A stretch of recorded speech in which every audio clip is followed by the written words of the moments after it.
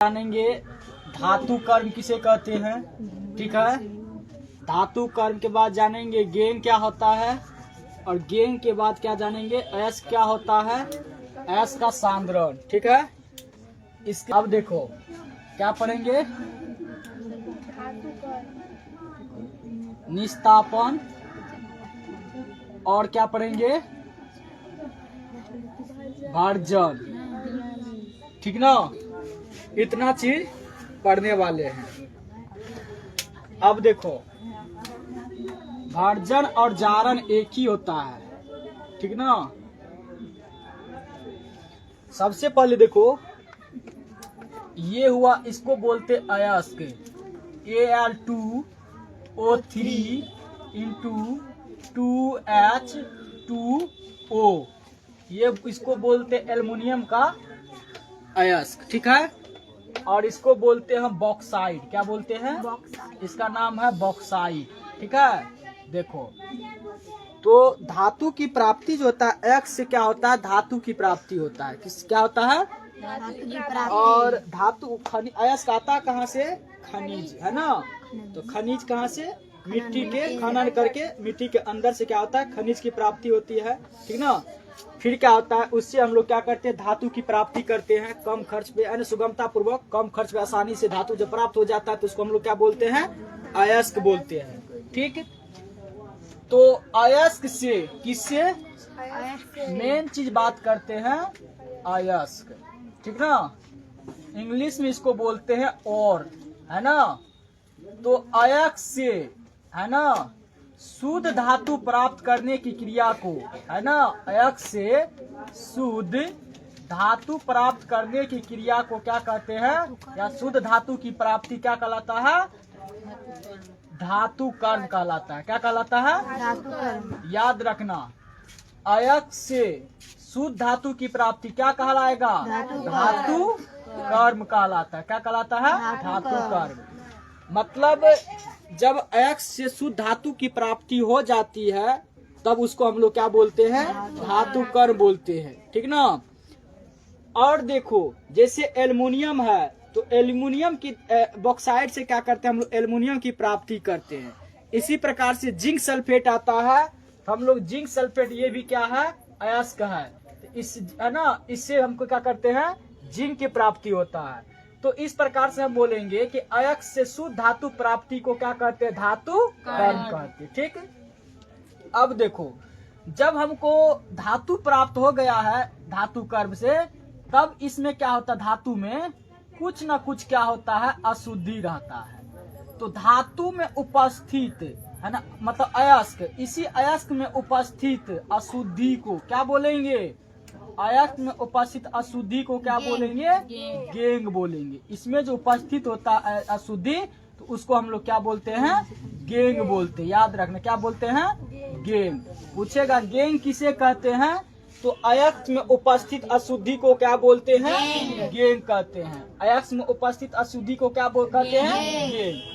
अशुद्धि के रूप में रह सकता है कंकड़, ठीक है, अशुद्धि के रूप में रह सकता है बालू का SiO2, है ना, सिलिका ऑक्साइड, इसको हम बोलते हैं बालू, है ना।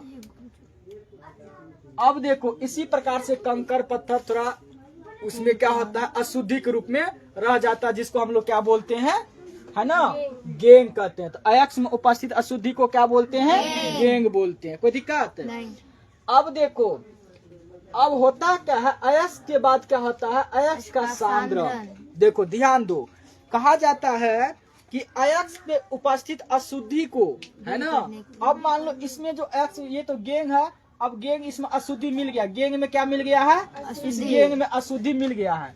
अब जब गेंग में अशुद्धि मिल गया तो इस अशुद्धि को दूर करना, क्या करना, दूर करना। तो अशुद्धि को दूर करना क्या कहलाएगा, अयस्क का सांद्रण कहलाएगा। क्या कहलाएगा, अयस्क का सांद्रण कहलाएगा। ठीक ना, अब ध्यान दो, हम इस चीज को ध्यान देते हैं कि अब यहाँ पे लेते हैं हम अयस्क ऊपर में, ठीक ना, यहाँ पे लेते हैं अयस्क, ठीक है, ये हुआ अयस्क, है ना।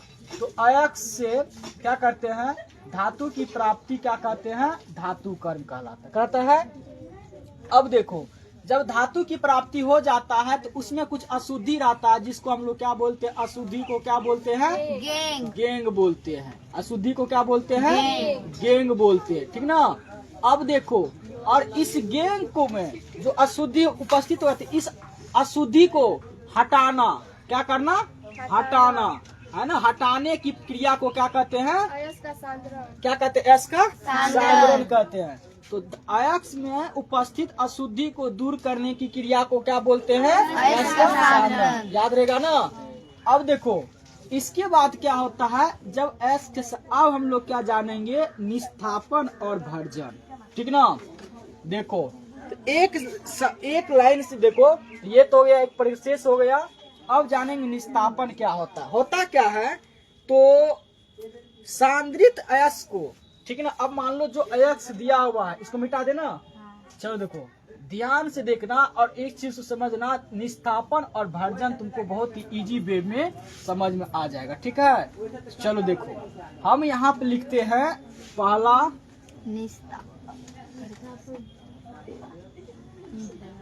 निस्थापन,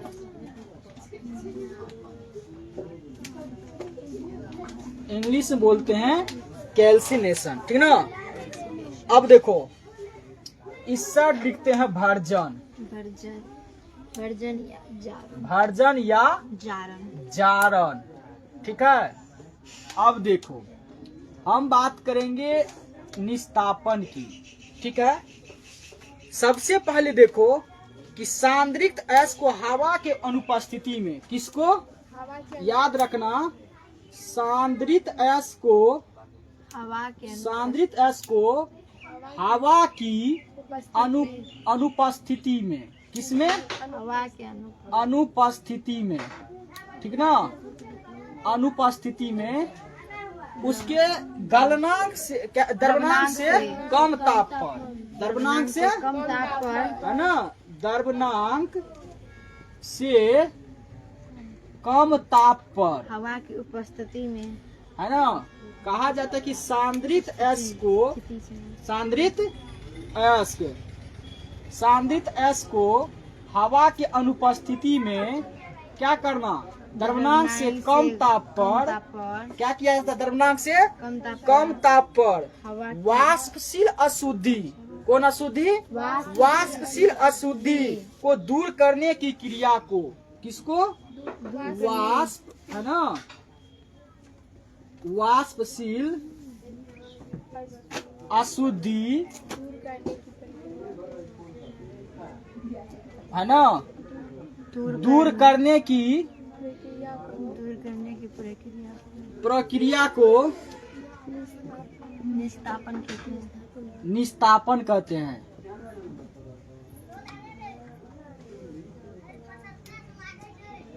क्या कहते हैं, निस्थापन कहते हैं, ठीक ना। इसका और डिटेल आगे पढ़ेंगे, सिर्फ अभी इतना जानेंगे।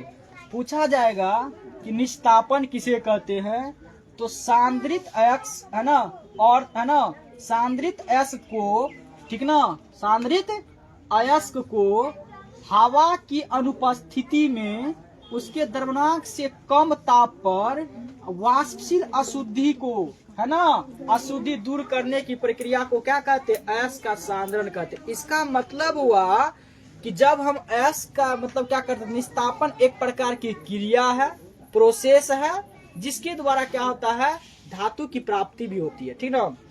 तो इसको क्या किया, सांद्रित अयस्क, जो अयस्क होता है, जब उस, जैसे मान लो ये अयस्क है ना, इसको क्या किया जाएगा, हवा के अनुपस्थिति में जब गर्म किया जाएगा, किसमें, तो उसके द्रव्यनांक से कम ताप पर, है ना, जितना इसका द्रव्यनांक होगा उससे कम ताप पर, द्रव्यनांक मतलब जितना वो क्या होगा, है ना, कोई पदार्थ का द्रव्यनांक किसे कहते हैं, मेल्टिंग पॉइंट और बॉइलिंग पॉइंट, है ना। तो जिस ताप पर कोई पदार्थ पिघलना शुरू हो जाता है उसको क्या बोलते हैं, उसका द्रव्यनांक बोलते हैं। क्या बोलते हैं, द्रव्यनांक।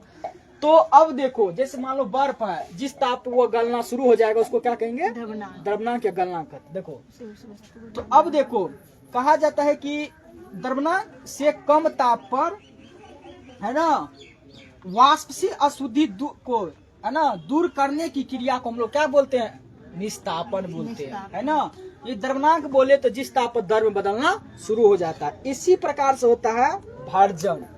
भर्जन में क्या होता है, इसमें सिर्फ एक चीज याद रखना, इसमें क्या होता है, सांद्रित एस को हवा के अनुपस्थिति में गर्म किया जाता है, लेकिन इसमें सांद्रित अयस्क को, है ना, किसको, सांद्रित, याद रखना, सांद्रित अयस्क को हवा के उपस्थिति में, किसमें, हवा की उपस्थिति में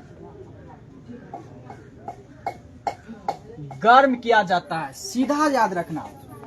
तो हम क्या बोलेंगे, यह भी क्या है, एक प्रकार का वही प्रोसेस है, जारण और भर्जन।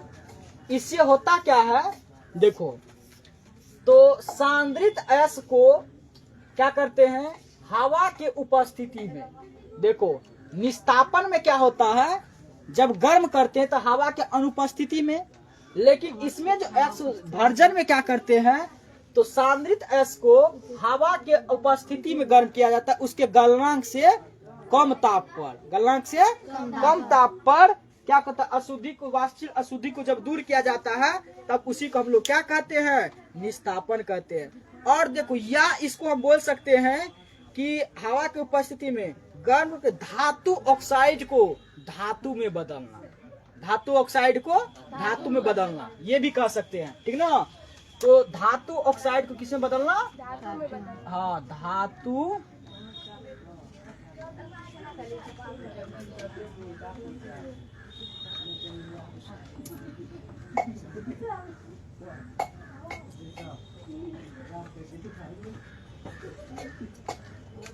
धातु में बदलना, है ना। होता क्या है कि सेम प्रोसेस है, ठीक ना। तो भर्जन में क्या होता है कि सांद्रित अयस्क को उसके द्रव्यमात्रा से कम ताप पर हवा के उपस्थिति में जब गर्म किया जाता है तब जाकर के धातु से धातु ऑक्साइड की प्राप्ति हो जाती है, जिस प्रोसेस को हम लोग क्या कहते हैं, तो भर्जन बोलते हैं। भर्जन और जारक एक ही होता है, इंग्लिश में उसको कैल्सिनेशन बोलते हैं, इसको हम बोलते हैं रोस्टिंग बोलते हैं। देखो, अब यह यहाँ से स्पष्ट ये भी होता है कि पूछा जाएगा कि निस्तापन की जो क्रिया होता है हवा की उपस्थिति में होता है कि हवा के अनुपस्थिति में होता है, अनुपस्थिति में, हवा के अनुपस्थिति में। भर्जन और जारण की क्रिया हवा की उपस्थिति में होता है कि अनुपस्थिति में होगा, हवा की उपस्थिति में होगा ना। अब देखो, निस्तापन की क्रिया उसके द्रव्यमात्रा से कम ताप पर होगा कि अधिक ताप पर, कम ताप पर। इसमें भर्जन की क्रिया वो क्या होगा, कम ताप पर।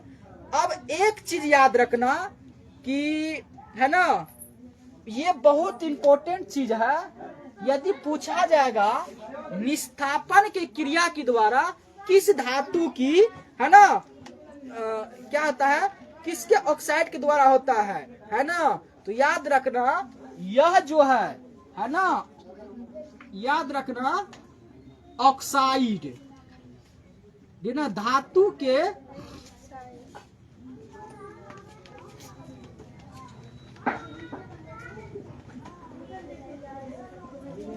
धातु के ऑक्साइड द्वारा प्राप्त की जाती है, ठीक है। और ये है ना ऑक्साइड और ये क्या होता है,